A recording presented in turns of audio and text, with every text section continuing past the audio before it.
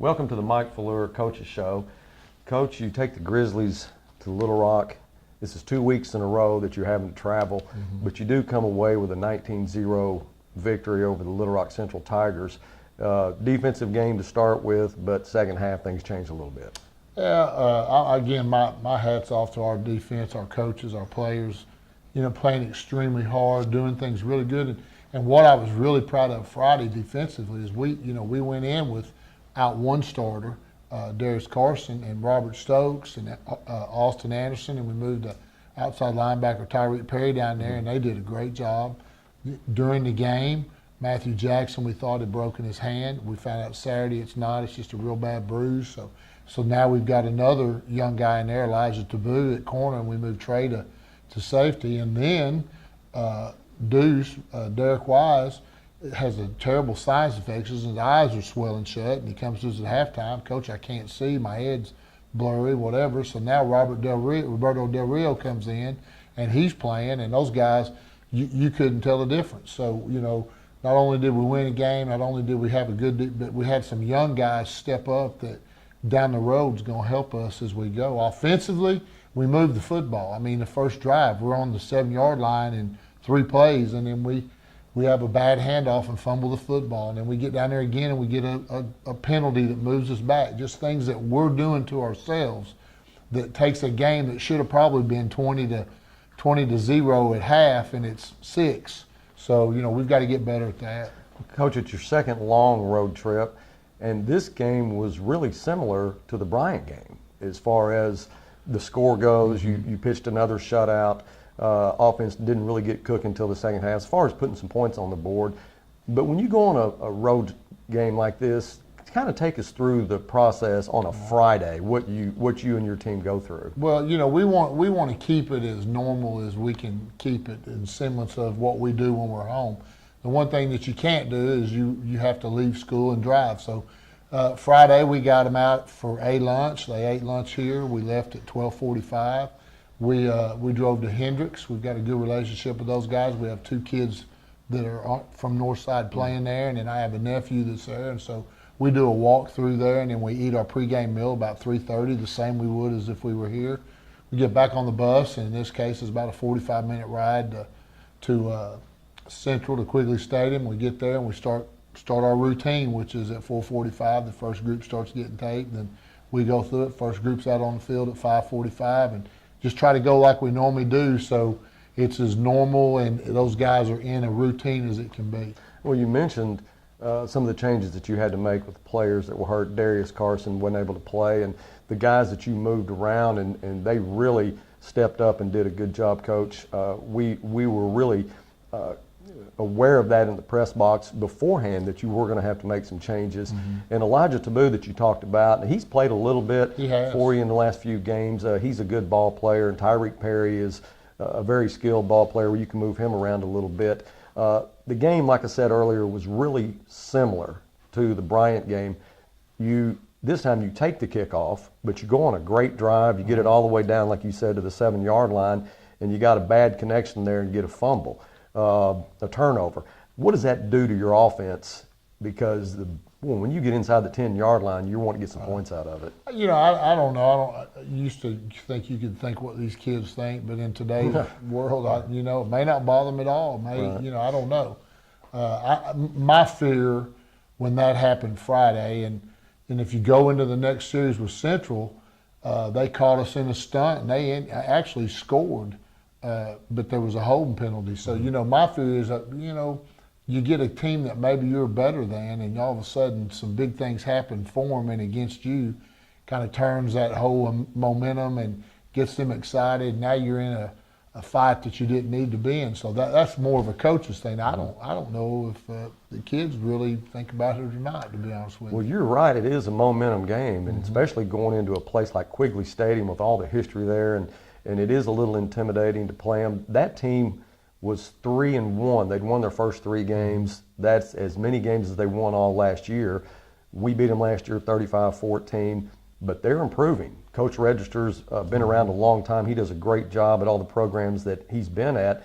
So you talk about momentum, and we had it rolling You know, the offense was really moving. Right. They get the ball downfield inside the 10-yard, end up getting a fumble, and but then your defense, being the reputation that they have, Coach, they just don't bend. No, well, they've done a good job. I hope they keep doing that, because for us to win down the stretch, they're going to have to play really good. Central's a good football team. I mean, they've gotten better every year, and just kind of like us in a sense. You know, we've I hope gotten better the last 3 years. You know, and you got to play to beat them. Used to, you might could just show up and just go through. You know, maybe not play your best game and win, but you got to go down there and get after it. Or when they come here, you got to play, because they've got good players. And at any time they can score, or and have a hard time moving the ball. So it's a good win for us. It puts us 3-1, puts us 2-0 in the conference where we want to be. And now we got a big game coming up this week. You do have a big game coming up, Coach. Going back to the fumble where you didn't get the points there, but your defense steps up and they keep giving us chances. Next chance we get, we end up having a penalty, but we stall out. We're going to have to kick a field goal. And Chewy's been perfect all year, and then he misses that one just a little bit to the left. Mm-hmm. And I was telling you before the show started, I'm going to take responsibility for that, because in the show last week I was talking about him being perfect. First thing you did was want to knock on wood, Coach. And I know as a pass kicker, we don't want to talk about whether we're missing any or making any. It gets in our head. I don't think it gets in Chewy's head at all. I don't think he's that type of player. But he did put a good foot on it. He missed it a little bit left. But that was going to change later in the game. Yeah, I told Chewy on Thursday, we finished our practice on Thursday with a 2-minute drill, and you kick a field goal to win the game. Well, Chewy missed every one he kicked. I made one. I said, Chewy, if you were a normal kicker, I'd be worried about this. But I said, I'm not, because it doesn't bother him. He's just a different kind of guy. And I mean, he plays every down, or not every down, but a bunch on defense, and it just doesn't bother him, and he'll correct what's wrong. And most of the time, he's going to make it. Well, he missed one more. Mm-hmm. I think that was in the first quarter. But we end the first quarter with no score. It went really, really fast. Yeah, it was. We had at no point were we able to get any commercials in the broadcast. That's rare that happens. We go into the second quarter, and it's 0-0, but we do get on the board with a Chewy Parker field goal. Yeah, we got defense got the ball in great field position, and we were able to get it down close. And then I think maybe got a penalty, or I don't remember. But Chewy would come in and kick a 38-yard field goal, which I expected from him. Well, he missed one from 50 earlier, but Coach, that ball hit the upright. I'm not talking about the bottom of the upright. It hit the top of the upright, and just a little bit, another 6 inches to the right. He's got a 50-yarder. But still kicking the ball well. Like you said, he put a 38-yarder through, gives you a 3-point lead. We don't get any more points. The offense is still not able to get us on the board with a couple more possessions. But you get one more opportunity when I think there was like 6 or 7 seconds left, and it looked like Central was trying to move the football, get something out of it before the halftime. But there was a vicious hit on Attaway, their big fullback. Not only did it dislodge the ball, but it dislodged his helmet too. Yeah. Who put that lick on? Well, there was 2 or 3 guys there. Chewy was there. Robert Wilkerson was there. So I don't really know who. Probably a combination of both of them. And then when it came off, the ball popped out, and Chewy recovered the fumble too. And I think when he did, there was 5 seconds left. So we called a timeout just to get everybody we needed. And, he went out there, and I think that was a 34 or 5-yard field goal. I'm not sure. And he hits that. Now, he just barely got that one long enough, which is normally not the case for him. But so, it's 6-0 going into half. It ends in a good way. They're going to get the ball coming out, which is, we got to come out defensively and do a good job to stop them. Well, the hit that they put on Attaway, we'll talk about that in the second half highlights, but that affected him a little bit. You didn't see him as much in the second half as you did the first half. He was doing a good job. He was getting good yardage. Good running back. He is a good running back, but that collision, I think, took a little bit out of him. And talking about Chewy, and good thing you called timeout. You're saying that ball barely made it, but he's tired, Coach. Yeah, he's done a lot. I mean, he's playing. And the thing with Chewy that people probably don't know is that Chewy's not in the kind of condition that the rest of our guys are, because we can't. In August, July and August, and really the first part, we haven't been able to really run him or condition him because he has a torn meniscus in his knee, and we made a decision. We went to the doctor at the right before the season started. He did this in the 9th grade, so it's gotten a little worse over time. It's not anything that's going to get you just after the football season we're going to get it fixed. Right. We had to make a decision: do I get it fixed now, or do I wait and try to play with the little bit of pain that he's in? And that's what he wanted to do. And so we kind of have to baby him during the week to get him to Friday. And so he gets tired. Right. And but he probably played 30, 35 snaps on defense, and then 4 field goals. And my gosh, his punt's unbelievable again. What a weapon that is. It just changes the field. And now instead of going, in our case, 50, 60 yards to score, they're having to go 70, 80, 90. One time 99. Coach, I've never seen anything like that. We talked about before that particular punt, if he could turn over a spiral and possibly get it down, he leaves it nose up, and that's like a sand wedge. When it hits, it'll just stop, and it just dead at the 1 yard line. I don't think anybody touched it. It just died at the 1. Yeah, he did a great job. I mean, he's such a weapon in so many ways. He is. Well, Coach, we have a 6-0 lead at the end of the half, and you get a little momentum due to the way we got that last 3 points, and we're looking to go in at halftime. And I know at halftime you're going to have some encouraging words for the offense and tell the defense, just keep doing what you're doing. Yeah, I mean, basically what we told our offense, quit doing dumb things, we'll be okay. I mean, we're moving the ball. We've moved the ball every time we had it, and we're our own worst enemy. I mean, so let's quit doing those things, and we're going to be all right. Well, that'll do it for first half highlights. Stay with us. We'll be back with Coach Falleur right after this.